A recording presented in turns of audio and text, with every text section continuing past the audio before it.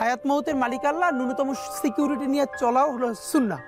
আমি তো ভীষণভাবে প্রত্যাশা করি, আমি ছোটবেলা শুধু আমাদেরকে যদি কেউ গুলি করে মেরে ফেলে তাকে যেন ধরে বিচার করা হয়, এবং তার যদি বিচার করতে না পারেন তাহলে নতুন কেউ জন্মাবে না।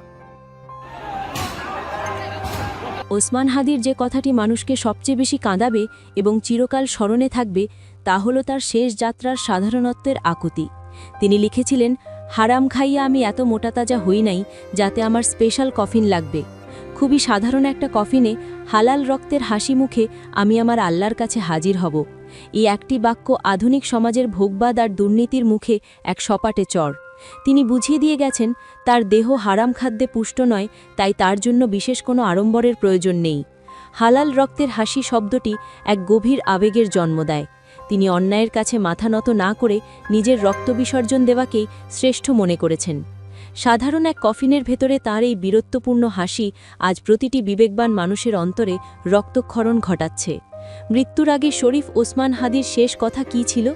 মঙ্গলবার যখন শরীফ ওসমান হাদি কিছু সময়ের জন্য জ্ঞান ফেরে, তখন তিনি বলেছিলেন, আমার বাচ্চাটাকে আপনারা একটু খেয়াল রেখেন, আমার বাচ্চাটাকে আপনারা একটু খেয়াল রেখেন।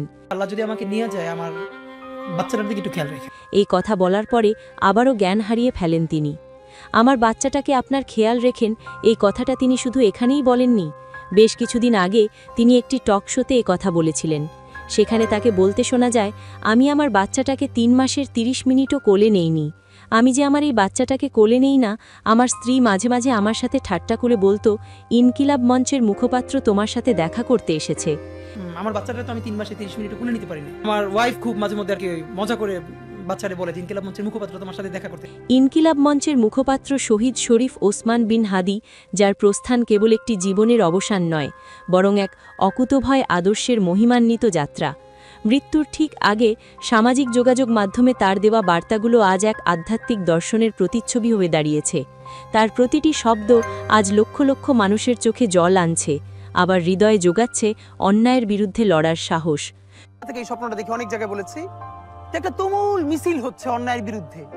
সেই মিছিলের সামনে আমি আছি, কোনো একটা বুলেট এসে আমার বুকটা হয়তো বিদ্ধ করে দিয়েছে। শহীদ ওসমান হাদি বিশ্বাস করতেন, মানুষের আয়ু বা মৃত্যুর মুহূর্ত কোনো পার্থিব শক্তির হাতে নয়। তার সেই অমর বাক্য, মৃত্যুর ভয়সালা জমিনে নয় আসমানে হয়, আজ প্রতিটি মুক্তিকামী মানুষের হৃদয়ে প্রতিধ্বনিত হচ্ছে। এই বিশ্বাসের কারণেই তিনি দুষ্কৃতিকারীদের বুলেটের সামনে ছিলেন অবিচল।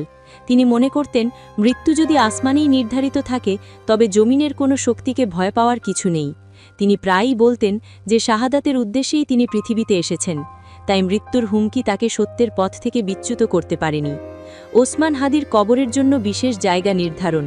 যোদ্ধা শহীদ শরীফ ওসমান বিন হাদিকে রাষ্ট্রীয় ও জাতীয় বীরের মর্যাদায় চিরবিদায় জানানোর প্রস্তুতি চলছে। পরিবারের ইচ্ছার প্রতি সম্মান জানিয়ে সিদ্ধান্ত নেওয়া হয়েছে যে তাকে জাতীয় কবি কাজী নজরুল ইসলামের সমাধির পাশেই দাফন করা হবে।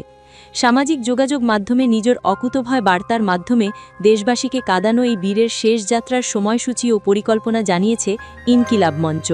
আগামীকাল শনিবার 20 ডিসেম্বর বাদ জোহর রাজধানীর মানিক মিয়া এভিনিউতে তার জানাজা অনুষ্ঠিত হবে।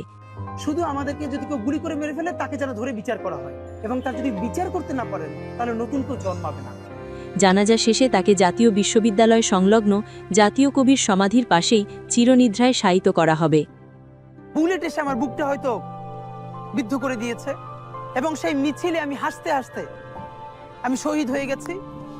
এবং সবাই যখন মৃত্যুটাকে ভীষণ ভয় পায়, আমি তখন হাসতে হাসতে আল্লাহর কাছে ভীষণ